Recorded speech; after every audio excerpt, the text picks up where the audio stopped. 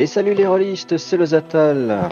Et on est parti pour la suite. Alors comme on s'était arrêté la dernière fois un petit peu plus tôt, vous allez très vite comprendre du coup pourquoi, parce qu'on va arriver sur une scène qui va être vraiment marquante, mais je vous en dis pas trop.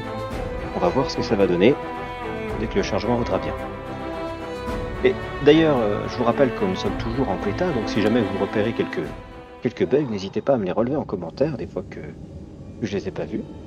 Et aussi, on a eu le droit encore à quelques petites mises à jour. Vous voyez ici, justement, là, que ça progresse. Et notamment, bonne nouvelle, un bug qui avait été relevé, qui se passe justement dans la scène qui est là, qui faisait planter le jeu, a été résolu. Donc on est vraiment super bien. I am helpful, am I not? Donc le symbole maudit de Descari, le seigneur démon qui a attaqué Kenabre, dessiné avec du sang humain.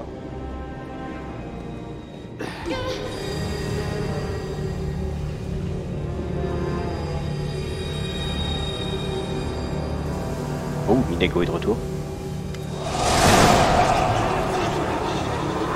Dès l'instant où vous pénétrez dans la pièce, votre vision s'obscurcit et vos genoux fléchissent. Vous peinez même à garder l'équilibre. L'air est chargé de l'énergie émise par la pierre. Soudain, des voix submergent votre esprit. Des cris, des murmures, des gloussements, des menaces, des supplications, des malédictions et des provocations. Clignez des yeux et l'illusion prend fin. Une démon au sourire moqueur se tient près de la pierre de garde. Ah, félicitations! Vous êtes arrivé jusqu'ici. La voici, votre précieuse pierre de garde. Alors, qu'allez-vous faire à présent, Je pourrais vous tuer sur le champ, mais vous préféreriez peut-être mourir en combat? En héros? Eh bien non.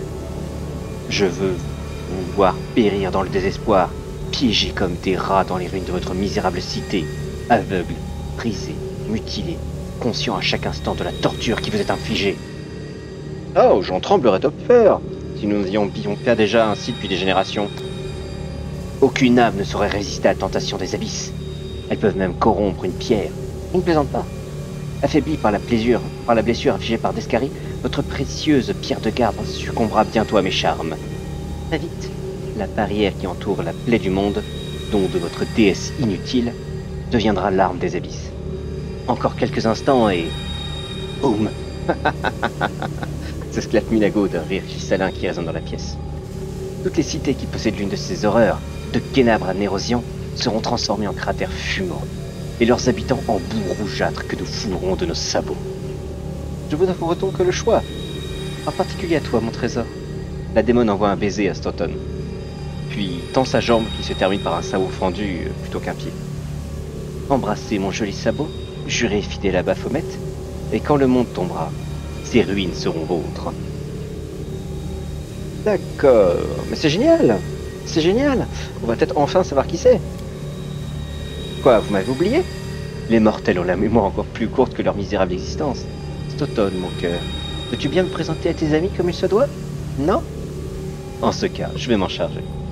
Je suis Minago, Lilitu, fidèle servante de Baphomet et dirigeante de ses armées. Désormais, cette cité m'appartient. Je commence à peine à m'installer et à l'arranger selon mes goûts. Mais quand je l'aurai terminé, je vous garantirai que le résultat sera... mortel. C'était un endroit si charmant, avant que vous ne souilliez de votre présence, avec de ravissantes avenues, calmes et ombragées, dit Camélia. Je ne vous pardonnerai pas leur disparition. S'il la rajoute, nos ennemis ont bien fait pire que de gâcher nos promenades, tous ces innocents qu'ils ont massacrés. Heureux Camélia? Oui, oui, bien sûr, vous avez raison. Je pleure également les petites gens. Vous sentez une fureur vertueuse grandir en vous. Comment cette démon ose-t-elle souiller le sol de ce monde magnifique de ses sabots, ce monde créé par les dieux et confié au bon soin des mortels? Ces fanatiques, comment osent-ils trahir tout ce qu'il y a de sacré et joindre leur force au mal le plus répugnant? Peuvent-ils encore se repentir et se racheter? Ou ont-ils atteint le point de non-retour sur la voie du péché? La pierre de garde semble percevoir vos pensées. La salle s'éclaircit légèrement.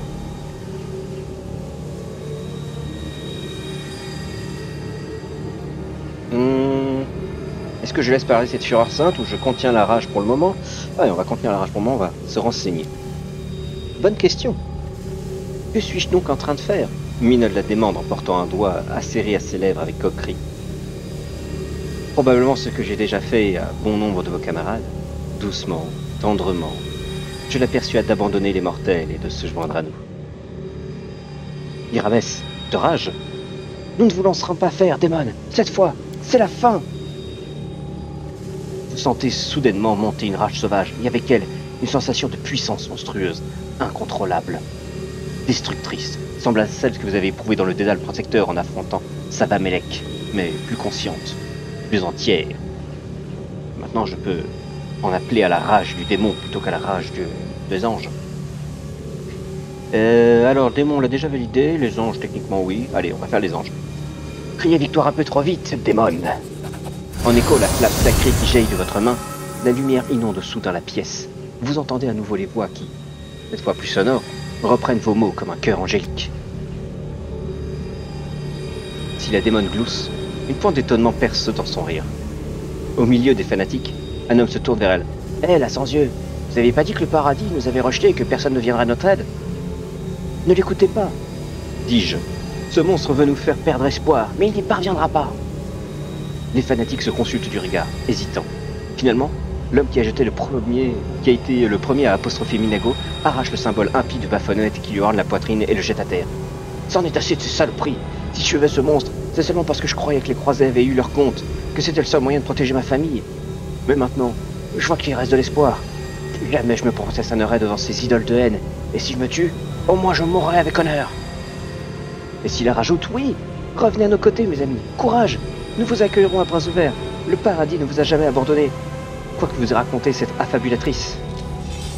Un fanatique couvert de tatouages s'empare de son arme, traître, je t'arracherai le cœur.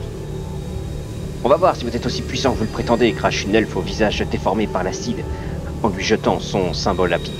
On s'était laissé gagner par la peur, mais ça n'arrivera plus. Let's fight. Ah super, ça commence par une vague de fatigue. Et tu la charges. Alors, on a pu recruter un petit peu d'alliés, c'est pas mal.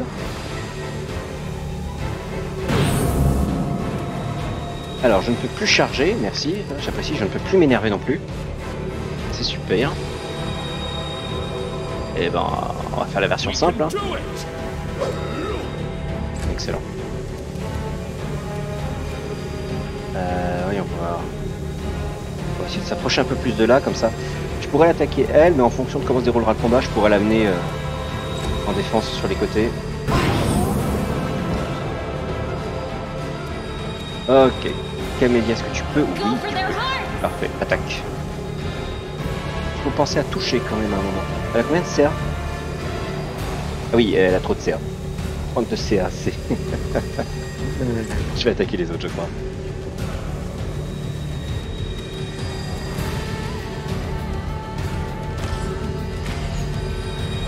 Non mais Lan, essaie de faire un effort s'il te plaît. Il a que 11 de CA. S'il te plaît, 11 de CA. Super facile.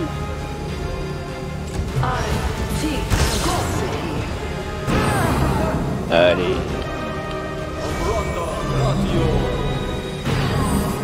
Désolé pour l'espèce de clipping, hein, ça c'est les joies de la bêta.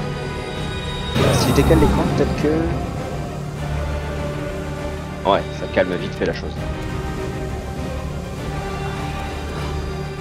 Allez.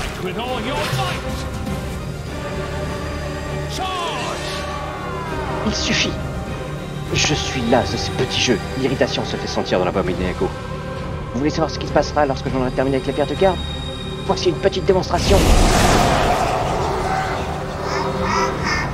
Le démon murmura sort, et une vague de ténèbres s'abat dans la salle. Vos compagnons grimacent de douleur. Mais ce n'est rien en comparaison de vos tourments. Une fois de plus, des milliers de voix se déversent dans votre esprit. Vous noyez dans leurs gémissements, leurs cris, leurs pleurs. Une souffrance indicible vive devant votre crâne.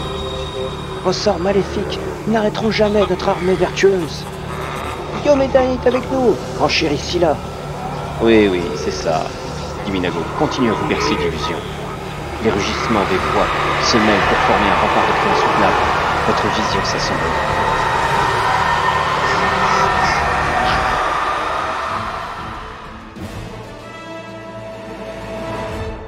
vous avais dit que la scène était intense. Mais attendez qu'on arrive à la fin de l'acte 1. Ça va être encore plus épique. Parce que là, on est sur une défaite. Diomédée soit loué, dit Irabès. Vous avez repris connaissance. Nous n'avons pas eu de mal à soigner vos blessures, mais vous êtes resté inconscient si longtemps que je commence à craindre le pire. Oh, ma tête. Mais qu'est-ce qui s'est passé? Nous n'avons rien pu contre la démone. Les sortilèges étaient trop puissants, ragit Rabet en se frappant la paume de son poing. Mais ça va, on va s'en sortir. Vous avez perdu connaissance, mais avec Stoughton, on a réussi à vous ramener au cœur du défenseur. C'est la taverne dont on a fait notre quartier général. C'est ici qu'on rassemble nos forces et qu'on prépare la contre-attaque. Ok, du coup, c'est quoi la situation? Mauvaise, mais pas désespérée. En évolution constante. Des poches de résistance apparaissent dans les quartiers où l'on croyait tout le monde mort. Les survivants se rassemblent, et il faut voir leur âme. Ils ont le village et les yeux brillants de détermination. La ville est ravagée, mais nous tenons toujours le coup. Nous continuons la lutte. Ok, et du coup, c'est quoi le plan maintenant? Vous avez entendu ce démon? L'ennemi veut profaner la pierre de garde et à l'intérieur la barrière qui nous protège de la plaie du monde. Ce serait encore pire que l'expansion de cette calamité qui avait entraîné la deuxième croisade à l'époque. Toutes les villes abritant une pierre de garde, et pas seulement Kénabre, seront entièrement rasées, y compris la capitale. Nous devons empêcher ça à tout prix. Il faut reprendre le don Diomédae, et même le détruire s'il le faut. Mais en aucun cas, il ne doit devenir une arme des abysses. Du coup, vous pourriez m'expliquer exactement ce que c'est que la pierre de garde? Parce que j'entendais quand même des voix à côté, c'est un peu bizarre. Les pierres de garde sont un don Diomédae. Elles ont été créées par son héros, un ange puissant qui commande aux armées célestes. Elles empêchent la plaie du monde de s'étendre, en se dressant le long de la frontière du territoire, contrôlé par les démons. Elles forment une barrière qui les empêche d'en sortir. L'obélisque de Kénabre, le premier à avoir été érigé, est la clé de cette chaîne de protection. Il est hors de question de le laisser entre les mains de monstres venus des abysses. Ok, je vois. Et comment je peux vous aider? Eh bien, d'abord, il faut décider de ce que nous ferons de la pierre une fois que nous l'aurons atteinte, explique Irabès avant de se mettre à murmurer. Je vais vous confier un secret. Un voyageur est arrivé en ville il y a peu. Un elfe aveugle qui se fait appeler le Compteur. Il a insisté pour examiner la pierre de garde et, sitôt ses observations terminées, il a donné l'alerte. Avant même l'attaque des démons, il a découvert que la pierre présentait des défauts ou qu'elle était abîmée. Le prélat Ulrun a rejeté ses paroles, évidemment, les qualifiant de ridicules, voire à la limite du blasphème. Mais entre vous et moi, l'opinion du prélat ne vaut pas grand-chose. Je suis persuadé que le Compteur savait de quoi il parlait. D'ailleurs, ses conseils nous seraient bien utiles, si on savait où il était. Voyons... Il était assez proche de Stoughton, un nain de mon groupe, que vous avez dû remarquer pendant l'attaque des démons. Eh bien, le Compteur lui demandait toujours plus de détails sur l'histoire des croisades. Si ça se trouve, Stoughton saura le chercher. Il y a un autre problème. Après l'attaque, les démons ont commencé à rassembler leurs forces à la garnison grise. Oui, donc la garnison grise, c'est là où on était, hein, et où on s'est fait botter le cul. Il ne sera pas facile de la leur reprendre de manière frontale, mais j'ai entendu les soldats parler d'une entrée dérobée. L'ennui, c'est que j'en sais pas plus. Ouvrez l'œil au cours de vos explorations, qui sait? Vous découvrirez peut-être quelque chose d'utile. La demi-heure vous adresse un sourire encourageant. Une dernière chose. Le guet de l'aigle est décimé. Nombre de chevaliers sont morts au combat, mais d'autres n'ont tout simplement pas réapparu depuis l'attaque. Vu le chaos qui règne à Kénabre en ce moment, il est très compliqué de faire le point. Puis Irabès avant de s'éclaircir la gorge. Jana Aldori, une nouvelle recrue du guet, fait partie de ces disparus. C'est une amie de Scylla. On les voyait souvent ensemble prendre un verre à la taverne. Je pensais d'ailleurs qu'elles étaient mortes côte à côte, sur le champ de bataille. Mais voilà que Scylla fait son réparation. Alors, nous n'avons toujours aucun signe de Jana. Si vous apprenez quoi que ce soit à son sujet, vous en sais gré de m'en faire part. D'accord. Ah, j'y pense. J'ai découvert un message des fanatiques dans les souterrains. Il semblait qu'ils aient établi leur repère dans la tour d'Estrade. Ah, vous ne me surprenez pas, dit Irabès. Les espions des démons grouillent dans Kénabre depuis un certain temps déjà. Malheureusement, je n'ai pas assez de monde pour attaquer la tour. En tout cas pas à l'aveuglette. En revanche, si vous pouviez y aller y jeter un œil, ça m'arrangerait assez. Juste une reconnaissance, hein. Pas question de jouer les héros. Ok, ça marche, tout est clair. Puisse la déesse vous aider. La lutte se poursuit, donc Kénabre n'est pas encore tombé. Si vous croisez des groupes en état de se battre, envoyez-les ici. Nous aurons besoin de toutes les bonnes volontés pour l'assaut final. Ah, et encore une dernière chose. Si jamais vous passez dans le coin, allez à cette adresse. C'est notre maison à Nevia et moi. Enfin, c'était notre maison. Si le bâtiment est toujours debout, ouvrez le compartiment secret dans la cuisine. C'est là que nous cachons nos réserves en cas de coup dur. Prenez ce que vous voulez. Vous en avez plus besoin que nous.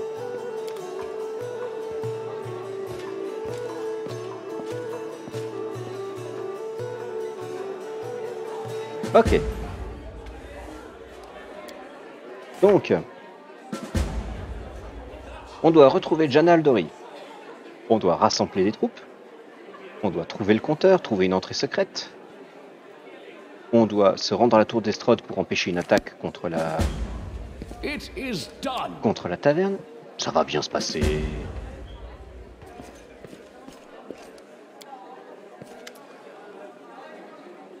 Eh, pas si vite. Vous auriez un instant à m'accorder? Anevia est non loin de la porte, nonchalamment appuyée contre une étagère. Je vais pas y aller par quatre chemins. Bess vous a donné une mission cruciale, c'est entendu. Je sais de quoi vous êtes capable et vous en sortirez très bien. Le problème, c'est que votre absence va affaiblir notre position. S'ils nous attaquent après votre départ, je ne sais pas si nous parviendrons à les repousser. Et du coup, vous voulez que je reste ici pour défendre la taverne? Défendre la taverne? Non, votre mission est bien trop importante. Et puis, vous n'allez tout de même pas rester ici les bras croisés à attendre que les démons viennent frapper à la porte. Il faut qu'on prenne les devants. Par contre, si jamais ces horreurs vous attaquent, Bess enverra quelqu'un vous chercher. À ce moment-là, il faudra rappliquer Dardar, c'est compris? Autrement, à votre tour, en guise de comité d'accueil, il rapplique un tas de cendres fumantes. Et quand est-ce qu'ils vont attaquer les démons? Vous en savez autant que moi. Ils peuvent même avoir une autre cible en tête. La ville tout entière est à leur merci. Par contre, ces races savent qu'on est en train de reprendre le dessus et qu'on ne leur fera pas de cadeau. Si ça commence à chauffer par ici, il risque d'y avoir un sacré grabuge. Alors si j'étais vous, je dépêcherais d'expédier mes affaires courantes. Ah, tout semble clair du coup jusque-là. Vous avez besoin de discuter d'autre chose? Donc, attends, c'est la première fois que je vois ce texte-là. Il n'était pas la première partie que j'ai faite. Ok, donc... Donc la faille qui a damné... Ah, d'accord. Donc la faille qui a créé cet insecte, ce maudit insecte avec sa faux, eh bien, ça a coupé la ville en deux. Et du coup, c'est assez difficile de traverser. Mes éclaireurs m'ont dit qu'il y avait un passage au niveau de la place du marché. Mais il faudrait essayer de voir et s'assurer que le passage est sauf et qu'on puisse traverser. Si ça vous dérange pas d'y faire un tour, ce serait bien qu'on puisse réussir.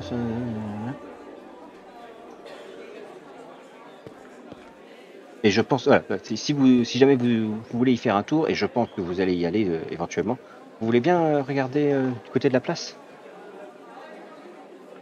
Merci de l'avertissement. À plus tard. À plus tard, prenez soin de vous.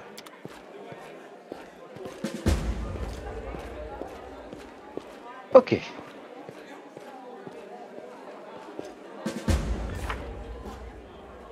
Donc, il va falloir qu'on revienne se défendre. Il faut qu'on trouve un passage pour traverser la ville qui est maintenant coupée en deux. Alors, le truc, c'est que là, on risque de faire un épisode avec pas mal de blabla. Donc, si vous attendez du combat, j'ai envie de dire, rendez-vous plutôt demain.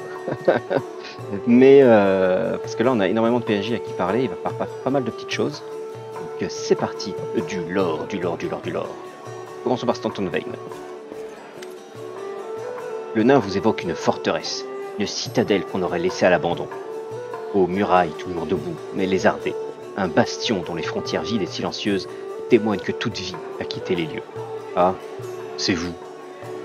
Toutes mes félicitations pour l'attaque de la garnison grise. Je m'appelle Stanton Vane. Vous avez peut-être entendu parler de moi. Le nain grimace, à croire qu'aucun sourire insouciant n'a jamais illuminé son visage.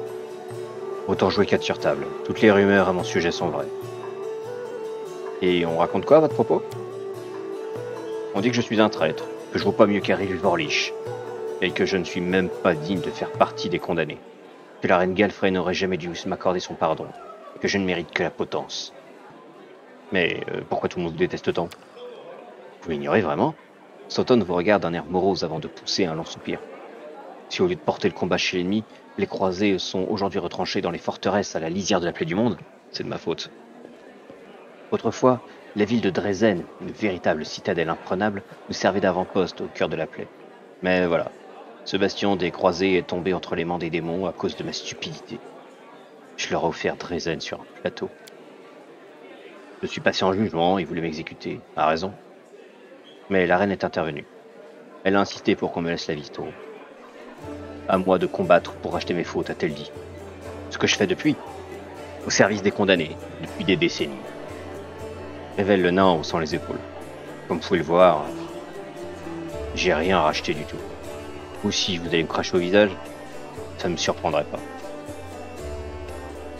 Eh bien, j'espère que vous obtiendrez le pardon. Merci. Merci du fond du cœur. Même si l'espoir m'a déserté depuis bien longtemps. Et donc, vous dites qu'une ville est tombée. Une ville entière est tombée à cause de vous. Et comment c'est possible? Je vous en ficherai des comment c'est possible. Grommelle le chevalier en vous foudroyant du regard les sourcils froncés. Si la parole d'un condamné ne vous suffit pas, libre à vous d'aller vous renseigner ailleurs. En allant voir Jorad, mon cadet par exemple.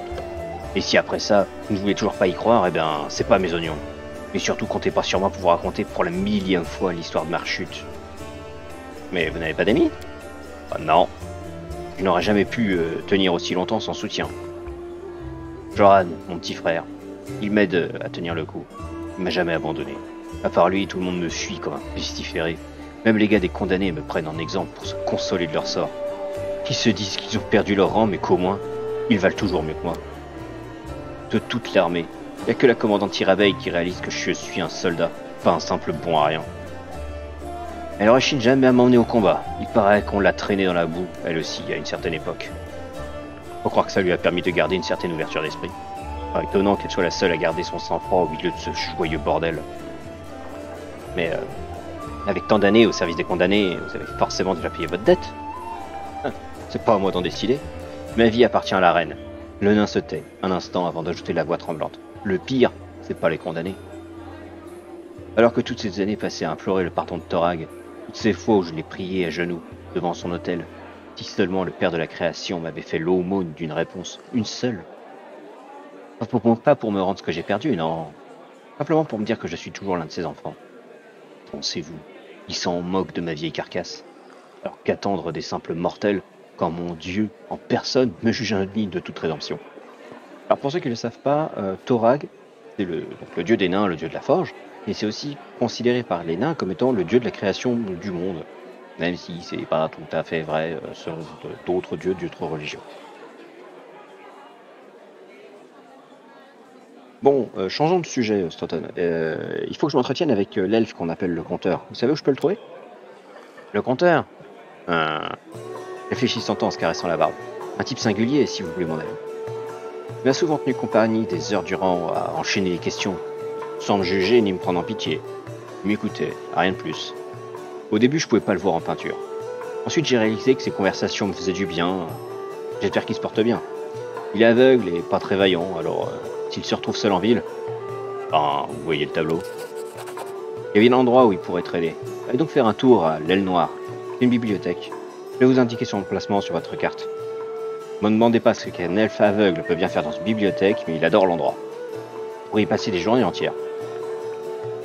Ok, merci. Ben, je vais essayer d'y faire un tour et puis je dois y aller. Allez-y, nos chemins se recroiseront peut-être. J'en suis sûr.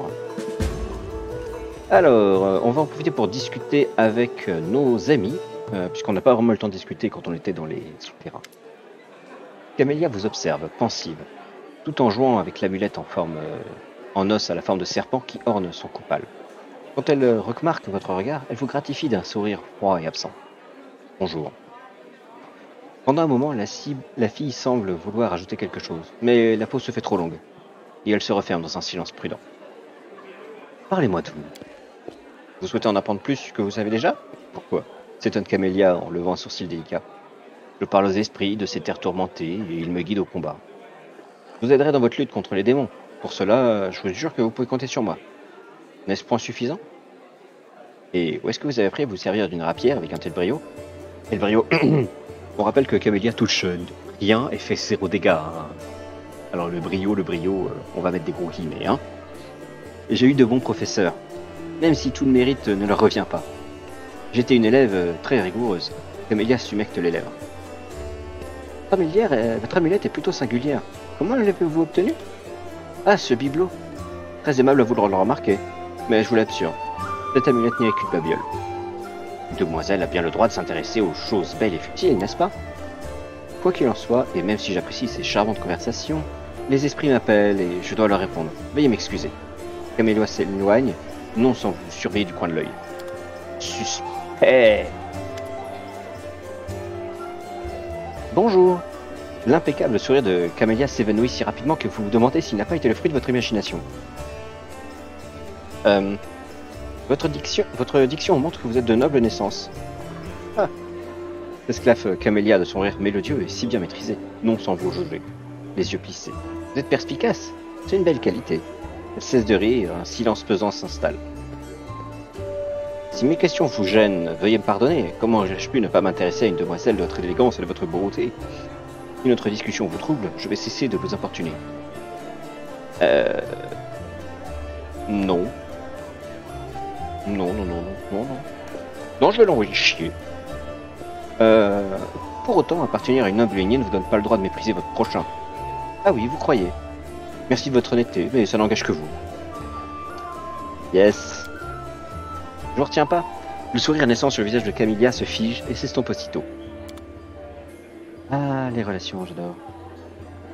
Alors, pour information, au niveau des romances, parce qu'on peut avoir des romances dans ce jeu, le personnage que j'aimerais romancer, on le rencontre pas avant l'acte 3, donc il va falloir être très patient. Enfin, si, on le rencontre à l'acte 2, mais à la toute fin. Parlons à Orgus.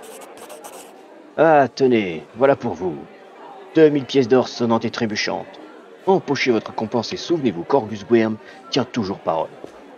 Vous m'avez aidé à regagner la surface, et en retour, je me suis acquitté de ma dette. À présent, parlons plutôt de l'avenir. Les bras croisés sur la poitrine et l'air désabrodateur, Orgus tape du pied avec impatience. J'ai une mission taillée sur mesure pour un lascar de votre acabit. Naturellement, je vous paierai grassement pour vos services.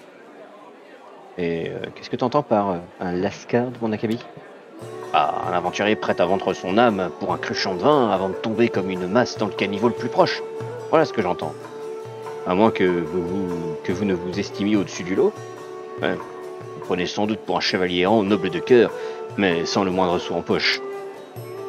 Orgus vous toise d'un air critique. Puis il pousse un sourire et hausse les épaules. Ah, dans un cas comme dans l'autre, vous m'avez l'air de quelqu'un sur qui on peut compter, et sans vous, je serais toujours en train de moisir dans l'entre de ce bâtard. Ah, ça me suffit. Et peu m'importe ce que vous ferez de mon argent une fois que vous l'aurez empoché. Orgus semble faire partie de ces gens qui s'imaginent que le monde entier leur est redevable. Cependant, sous ces airs de grands airs se cache une certaine nervosité qu'il s'efforce de dissimuler à grand-peine. Alors, je peux l'envoyer chier par rapport à la noblesse, je peux lui demander à quoi constitution, je l'envoie chier. Le seul fait d'appartenir à la noblesse ne vous donne pas tous les droits. Je vous prierai de bien vouloir surveiller votre langue à l'avenir. Orgus pose les mains sur les hanches. Oh, vraiment? Quelle impudence! Orgus Guerm n'a de leçons à recevoir de personne, encore moins d'un vulgaire roturier. Bon, et en quoi consiste cette mission J'ai besoin d'une garde rapprochée. Voyez-vous, j'ai de bonnes raisons de vouloir retourner dans mon manoir, ici, à Kennabre. Je dois encore... Allez, bref, peu importe, ça ne vous concerne pas. Sachez simplement que je possède une magnifique demeure entourée d'un vaste jardin, arboré dans les quartiers riches de la ville. Bien avant l'attaque des démons, ma propriété attirait déjà la convoitise des brigands de tout poil. Je n'ose songer ce qu'elle a pu devenir depuis qu'elle a été désertée. Je doute que mes gardes aient réussi à protéger le manoir durant l'attaque. Pour trop de serviteurs, ils ont sûrement pris la fuite à la seule vue des démons. Abadar seul sait ce qu'est devenu ma demeure depuis le drame. J'aimerais donc que vous me retrouviez sur place afin de d'assurer ma sécurité le temps que je mette de l'ordre dans mes affaires. Du beau solliciter les paladins du cru, il refuse obstinément de quitter cette taverne. Ce n'est guère qu'un ramassis de lâches et de traîtres. La voilà, la vérité sans phare. Et n'oublie pas d'emmener Camélia avec vous. J'ai davantage confiance en elle qu'en vous autres. Et pour cause, elle est issue d'une noble lignée, après tout. Ah, c'est tellement agréable de se faire cracher à la gueule. Ok, bon, bah du coup c'est quoi la récompense? Parce que visiblement, On risque pas de devenir amis. 1000 pièces d'or, répond Orgus du tac au tac. Alors, on l'a déjà fait raquer 2 fois. Est-ce qu'on le fait raquer une fois? Est-ce qu'on le refait raquer? On a diplomatie plus 9, DD 23, ça va être chaud. Allez, ça coûte rien. Cool. Après quelques instants de silence, à couper au couteau, Orgus est le temps. Ouais, marché conclu. Marché conclu. Ravi de vous l'entendre dire. Les traits d'Orgus se détendent, glissant au passage une partie de ses rides. Je vais de ce pas vous attendre au manoir. Vous en faites pas, je connais la ville comme ma poche. En revanche, tâchez de me rejoindre plus vite, sans quoi vos gages pourraient bien fondre comme neige au soleil. Bon, il dit de se dépêcher, mais en vrai on a le temps. Hein. C'est comme les jeux où c'est la fin du monde. Hein. Le meilleur moment pour faire toutes les quêtes, c'est 5 minutes avant la fin du monde. Gernok. Merde. Oups. Un jeune homme vêtu d'une tenue de voyage usée et portant un symbole d'Erastyle autour du cou découpe des bandages dans une robe de lin. Il a l'air épuisé, mais n'en travaille pas moins avec ardeur. En fredonnant du bout des lèvres une chanson à propos de tresses rousses et de gerbes de blé prêtes à être moissonnées. Il lève ses yeux, couleur noisette. Vous êtes un croisé? Merci de défendre ceux dont les talents n'en sont d'aucune utilité au champ de bataille. Je me nomme Gernog, serviteur d'Erastyle. Ravi de faire votre connaissance. Mais vous faites quoi là? Vu que je n'ai pris les ordres que très récemment, mon dieu ne m'a pas encore béni de toutes les l'étendue de son pouvoir. Je n'ai malheureusement pas soigné tous les blessés de cette taverne. Autant, si ma foi ne déplace pas encore les montagnes, elle m'encourage à ne pas rester les bras croisés. À défaut de magie, je peux au moins confectionner des bandages. Vous êtes originaire d'environ? Non, j'étais juste de passage à Kenabre. Je voguais sur notre vieil ami, l'Auguste Sélène, pour rejoindre un village du nom de Freshrive. Après être arrivé en ville, la veille du festival, je vous confesse ma grande honte pour avoir décidé de rester une journée de plus pour en profiter. Et voilà que mon séjour s'éternise plus que prévu. Freshrive. Mais c'est où? Oh, c'est un petit village de pêcheurs qui n'apparaît même pas sur toutes les cartes. Il existe pourtant bel et bien, et il lui manque un prêtre. Ces gens n'ont personne pour soigner leurs blessures ou enterrer dignement leurs morts. Aucun hôtel sur lequel prier pour une pêche fructueuse. Sans compter avec la proximité de la plaie du monde. Ma place est donc à Freshrive, au service de mon dieu et de mon peuple. Une fois Kenabre sauvé, je rejoindrai le village. Si par la grâce des dieux du bien, nous survivons à toutes ces épreuves, vous devriez me rendre visite. Le village se trouve ici, sur la rive. Le prêtre indique une Freshrive sur votre carte. Ok. Du coup, vu que vous êtes prêtre, vous auriez bien quelque chose à marchander. Gernog écarte les mains d'impuissance. Ah, Erastyle sait que je serais ravi de pouvoir vous aider. Hélas, j'ai épuisé tous mes sorts et je n'y connais rien en potions à parchemin. Vous voyez cette robe que je découpe pour faire des bandages? C'était l'avant-dernière. Ok, je dois y aller. Qu'Erastyle vous garde. Yes. Alors... on va aller par là-bas. Parlons à Anevia. Avec les couleurs ternes de ses vêtements, Anevia se fond presque totalement dans le décor. Elle semble détendue, mais son regard faussement vagabond note tout ce qui l'entoure et enregistre toute menace. La seule chose qui trahit cette vigilance, c'est les doigts qui tambourinent sur la hanche près du fourreau. Fermement campée sur sa jambe fracturée, elle ne montre plus aucune trace de sa blessure. Bien que vous ayant vu venir de loin, elle feint de vous remarquer au dernier moment. Oh, salut! Vous avez vu comment ils m'ont rafistolé? Je peux courir, sauter et danser la gigue à nouveau. Y a-t-il des endroits louches dans cette ville que je dois regarder à l'œil? Ah, pour tout vous dire, il y a bien 1 ou 2 bâtiments sur ma liste. Mais malheureusement, aucune certitude et... n'est plus faute de temps qu'autre chose. Mais s'ils abritent des nids fanatiques, vous devriez vraiment penser à y faire un brin de ménage. Surtout que vous n'avez pas besoin de vous préoccuper du mandat de perquisition. Anevia vous lance un sourire malicieux. Pour commencer, il y a le fil de soie. C'est un drôle de petit atelier de couture qui ne prend jamais de commande et n'achète pas de tissu, mais qui semble toujours plein à craquer. Ces gars-là trament quelque chose, mais pas sur des métiers à tisser. Ensuite, il y a les solutions Topaz, les shops d'alchimie. On y trouve de tout et pas seulement des potions de guérison. Avec les ingrédients que le proprio achète au marché noir, j'ai un gros doute sur les rituels soi-disant alchimiques qui s'y déroulent. D'accord. Et parlez-moi de vous. La jeune fille hausse les épaules, un sourire paresseux sur les lèvres. Je veux bien, mais il n'y a pas grand-chose à dire. Qu'est-ce qui pourrait vous intéresser? Et d'où venez-vous? De nulle part. J'ai été poussé par le vent et on m'a trouvé dans un lopin de choux. Esclave-t-elle avant de s'interrompre brusquement. Ah, désolé. L'habitude est tenace. Je n'aime pas parler dans le passé. Mais vous m'avez sauvé la vie alors que ce serait pas sympa de vous faire tourner en bourrique. Je viens du Nidal, que je ne souhaite à personne. J'imagine que vous avez entendu parler de l'endroit, un royaume charmant sous la férule de monstres ni vivants ni morts, avec pour religion officielle le culte de Zon Kuton, le dieu de la souffrance. J'ai grandi dans les bas quartiers, comme une mauvaise herbe au milieu des pavés. Je n'avais pas de père, mais tout un tas d'oncles et de tantes. Les copains de ma mère, quoi. C'est difficile de deviner dans quoi elle trempait. On m'a affublé d'un ensemble de crochetages dès que j'ai été en âge de tenir une cuillère, et alors que les autres gosses faisaient les trucs de gosses, moi je faisais les poches des grands.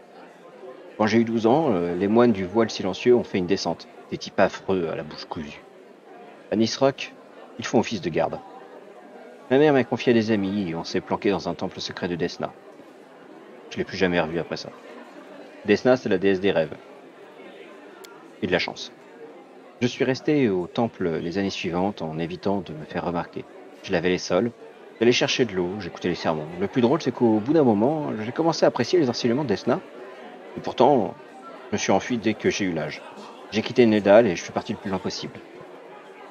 Et du coup, on va s'arrêter là, mais on reprendra dans l'épisode suivant toute la discussion et tout ce qui se passe avec cette armée de PNJ et de l'ogre.